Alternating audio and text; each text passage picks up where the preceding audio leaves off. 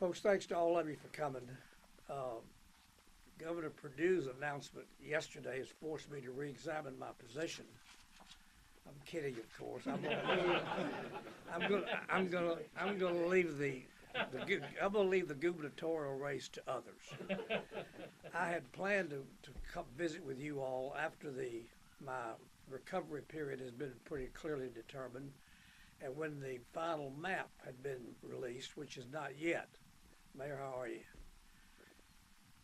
It appears clear, however, based upon conversations I've had, that the map approved by the legislature, or submitted by the legislature and ultimately approved by the Justice Department, probably will be the one that's released.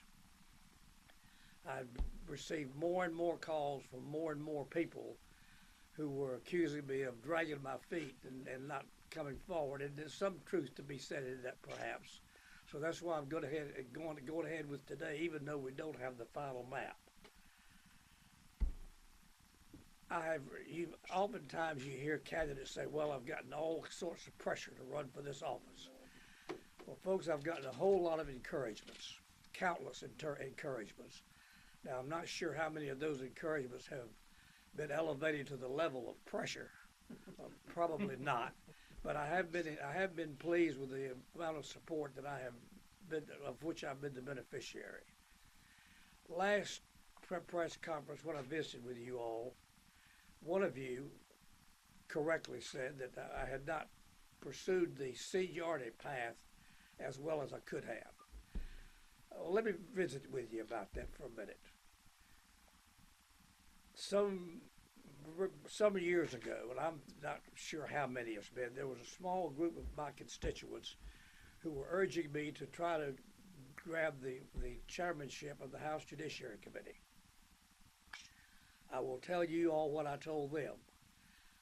I'm reluctant to do it for this reason, and I don't mean to be critical about this, but it's gotten to the point now where when you're handed a gavel as a chair of a committee in the House of Representatives, and I'm sure in the Senate as well, you are expected to raise a whole lot of money and spend a whole lot of time doing it.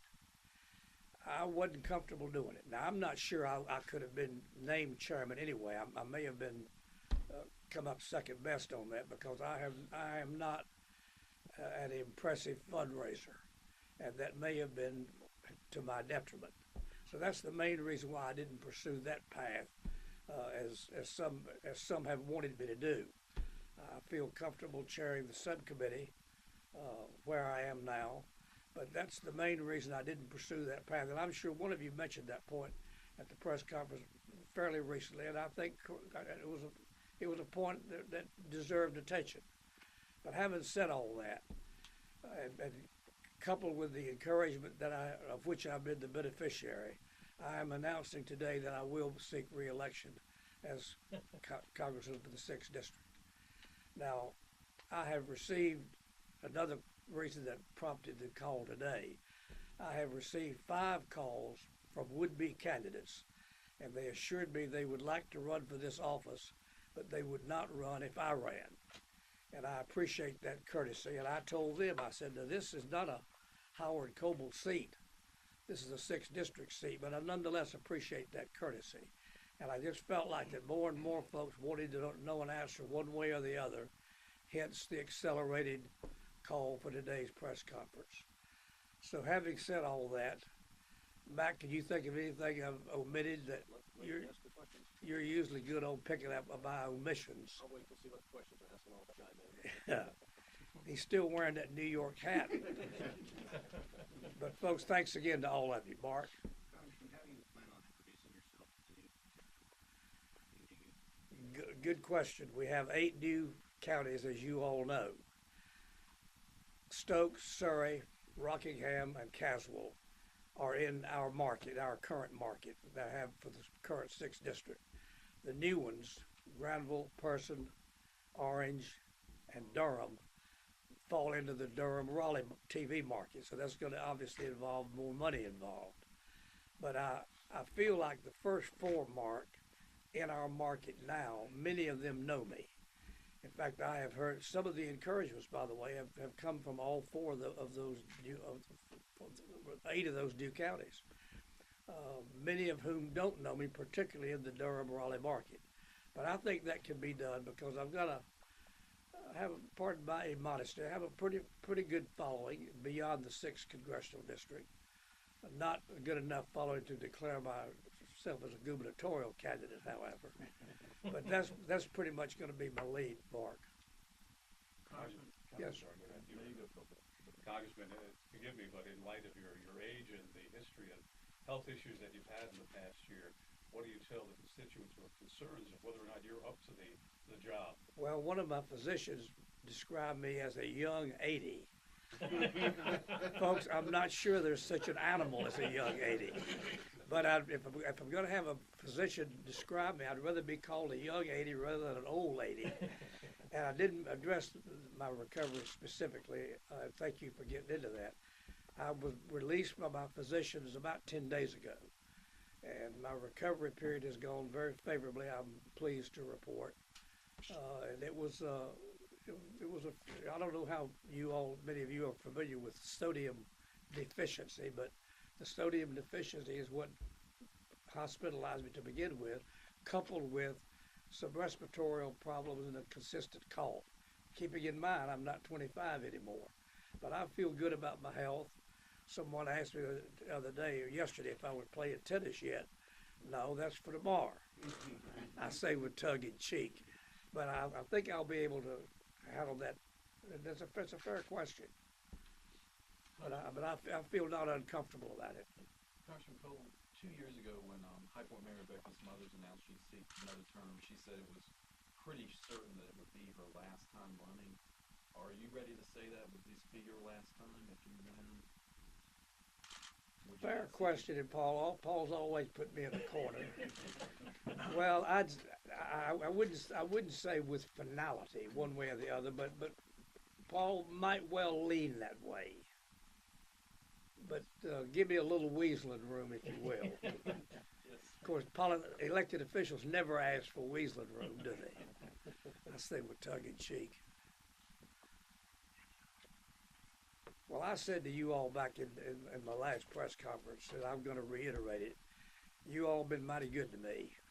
I can't complain about any unfair treatment throughout the 6th congressional district. And there's some Democrat newspapers in that district who have nonetheless been fair to me.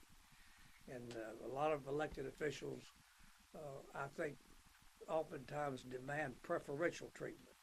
And if they don't get preferential treatment, that comes down to having been the beneficiary of unfair treatment.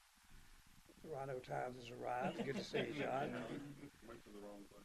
But again, folks, I'm not cutting anybody off, but again, I thank you for the very fine relationship I've enjoyed. Ed McDonald, I don't know where he is. Mac's had a good rapport with all of you, to the point that sometimes I think he may insult you, but nonetheless, he's done with tongue in cheek.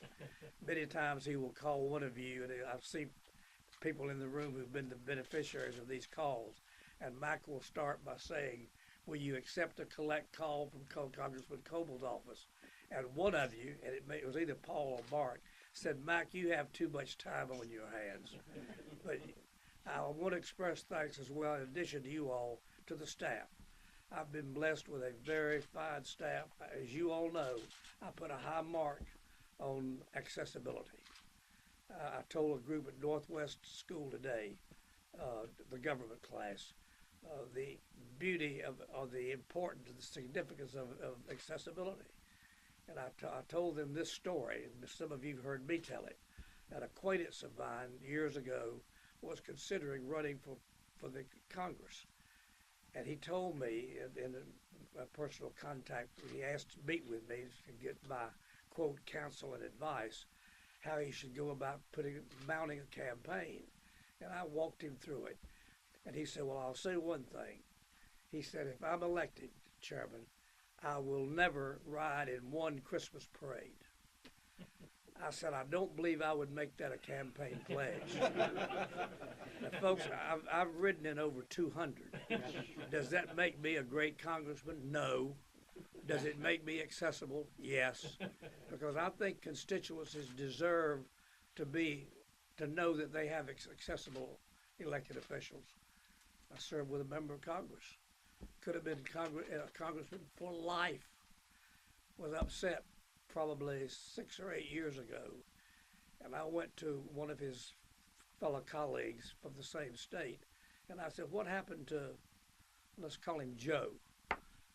He said, Joe forgot to go home. Joe quit going home, therefore inaccessible. So I still put a high mark on accessibility. Another reason, folks, why I didn't pursue that path as chairman of the House Judiciary Committee. I think that by necessity would have taken you away from a lot of your normal duties as a congressman per se. Another reason why I didn't pursue that seniority path. But I think the accessibility and our casework, staffers have been exemplary in extending casework to my constituents. Congressman, did you want to share the names of those 5 Republicans who wanted your job? I could do that, but I'd be reluctant to do it because I'd rather get their permission. But again, let me revisit that. I appreciate that courtesy, but I also want to reemphasize that seat doesn't belong to me. But it was and by the way, they were from 3 of the new counties. Yes, Mark. How much of your decision to run played into just sort of the overall strategic landscape and Republican Party wanting to establish the new district as Republican district? Maybe seeing you as sort of vested in that.